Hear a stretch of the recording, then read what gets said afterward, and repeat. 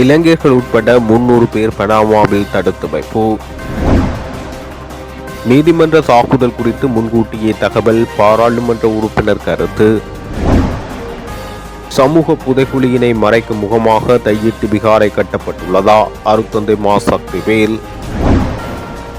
தையிட்டு விகாரையை இடிக்க வாரீர் என போலி முகநூல் பதிவு, யாழ் ஊடகவியலாளரிடம் விசாரணை.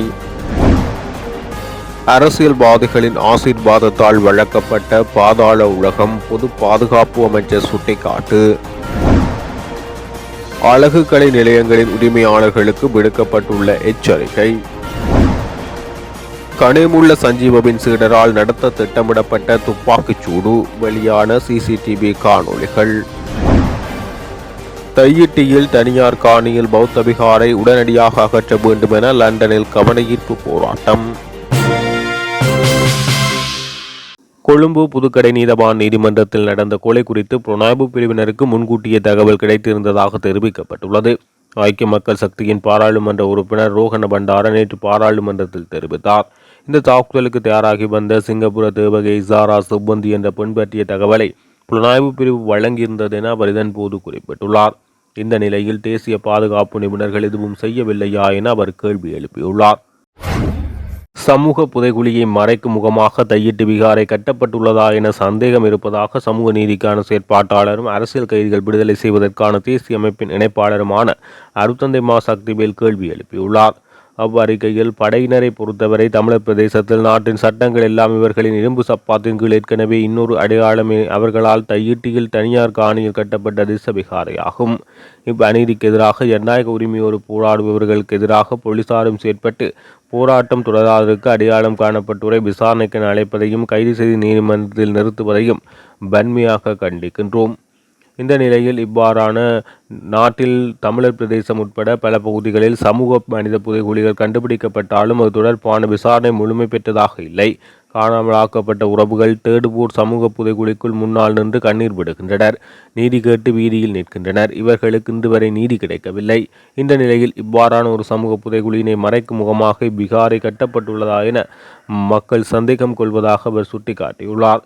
தையிட்டு விகாரை என்பது நில ஆக்கிரமிப்பு, யுத்த வெற்றி, பௌத்தமயமாக்கல் அடையாளங்களுக்கு அப்பால் சிந்திக்க வைக்கிறது. ஏனெனில் உண்மையில் பௌத்தத்தை காக்க வேண்டுமெனில் வரலாற்று முக்கியத்துவமிக்க இடத்தில் விகாரை கட்டப்பட்டிருக்க வேண்டும். அதனை தவிர்த்துவிட்டு ஓர் இடத்தை தேர்ந்தெடுத்தது ஏன் என கேள்வி எழுக்கப்பட்டுள்ளது. அதனாலேயே போலி சிங்கள தேசியவாதிகளும் சிங்கள பௌத்த அரசியல்வாதிகளும் கூக்குரல் இடுகின்றனர். தமிழர்கள் அரசியல் வீழ்த்தப்பட்டதன் அடையாளமாகவே விகாரை அமைந்துள்ளதாக சுட்டிக்காட்டியுள்ளார். தையிட்டு விகாரையை இடிக்க வாரீர் என முகநூலில் பகிரப்பட்ட பதிவு தொடர்பில் யாழ்ப்பாணத்தைச் சேர்ந்த 2 ஊடகவியலாளர்களிடம் பலாலி போலீசார் சுமார் 6 மணி நேரம் தீவிர விசாரணைகளை மேற்கொண்டு வாக்குமூலங்களை பெற்றுள்ளனர். தையிட்டு விகாரையை இடிக்க வாரீர் என பாராளுமன்ற உறுப்பினர் கஜேந்திரகுமார் பொன்னம்பலத்தின் பேரில் போலி முகநூல்களில் பதிவுகள் பகிரப்பட்டன. குறித்த பதிவுகள் பகிரப்பட்டு சில மணி நேரங்களில் பாராளுமன்ற உறுப்பினர் கஜேந்திரகுமார் பொன்னம்பலம் குறித்த பதிவு போலியானது என தனது சமூக ஊடகங்களில் பதிவிட்டதுடன் ஊடக சந்திப்பு ஒன்றினையும் நடாத்தி அது போலியான விளம்பரங்கள் என அறிவித்தார். கடந்த வாரம் விகாரை இடிக்க வாரீர் என போலி முகநூல்களில் விளம்பரப்படுத்தப்பட்ட விடயம் தொடர்பில் கஜேந்திரகுமார் பொன்னம்பலத்துக்கு எதிராக மல்லாகம் நீதவான் நீதிமன்றத்தில் பலாலி போலீசார் வழக்கு தாக்கல் செய்தனர்.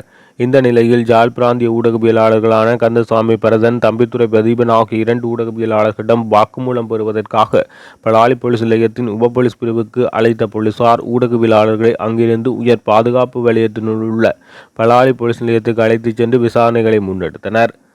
கடந்த வாரம் விகாரை இடிக்க வாரீர் என போலி முகநூல்களில் விளம்பரப்படுத்தப்பட்ட விடயம் தொடர்பில் கஜேந்திரகுமார் பொன்னம்பலத்துக்கு எதிராக மல்லாகம் நீதவான் நீதிமன்றத்தில் பலாலி போலீசார் வழக்கு தாக்கல் செய்தனர்.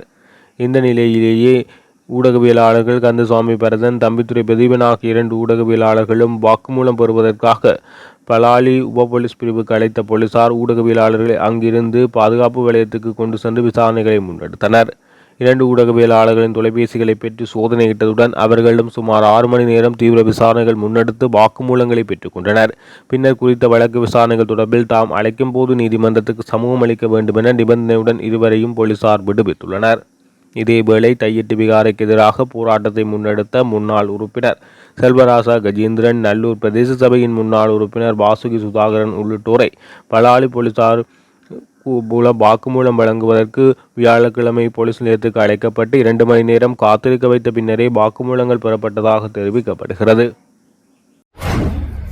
கடந்த 2 தசாப்தங்களாக அரசியல்வாதிகளின் ஆசீர்வாதத்தால் பாதாள உலகம் வழங்கப்பட்டதாக பொது பாதுகாப்பு அமைச்சர் ஆனந்த விஜயபால தெரிவித்துள்ளார். அத்தோடு தேசிய மக்கள் சக்தி அரசாங்கம் ஆட்சிக்கு வந்த பின்னர் பாதாள உலகத்துக்கு கடந்த காலங்களைப் போல் அரசியல் பாதுகாப்பு கிடைக்கவில்லை என அவர் தெரிவித்துள்ளார். எந்த ஒரு தேசிய மக்கள் சக்தி பாராளுமன்ற உறுப்பினரோ அல்லது அமைச்சரோ பாதாள உலகத்துடன் தொடர்புகளை பேணுவதில்லை என தெரிவித்துள்ளார். 2 அல்லது 3 தசாப்தங்களுக்கு முன்னர் செய்யப்பட்ட குற்றங்களுடன் தொடர்புடைய சந்தேக நபர்கள் இன்னும் கைது செய்யப்பட வேண்டியுள்ளனர். ஆனால் அண்மைய குற்றங்களில் சந்தேக நபர்கள் சில மணி நேரங்களுக்குள் கைது செய்யப்பட்டுள்ளனர் என அமைச்சர் சுட்டிக்காட்டியுள்ளார்.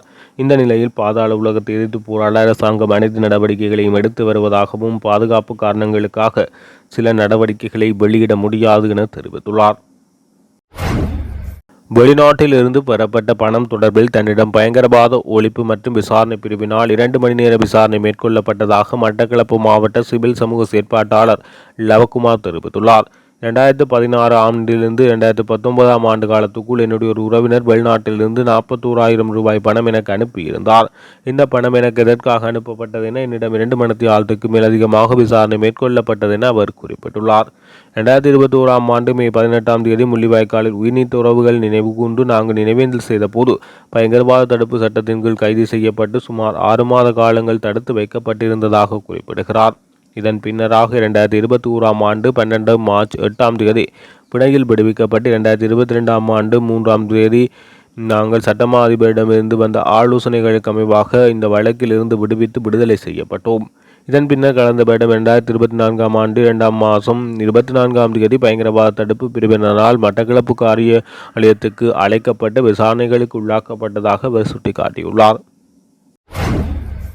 வடக்கு மாகாண உள்ளூராட்சி அதிகார சபைகளின் நியமன துணை விதிகளின் சட்ட ஏற்பாட்டில் சொல்லப்பட்டுள்ள விடயங்களை மீறி செயற்படும் அழகக நிலையங்களின் உரிமம் ரத்து செய்யப்படும் என வடக்கு மாகாண ஆளுநர் தெரிவித்துள்ளார்.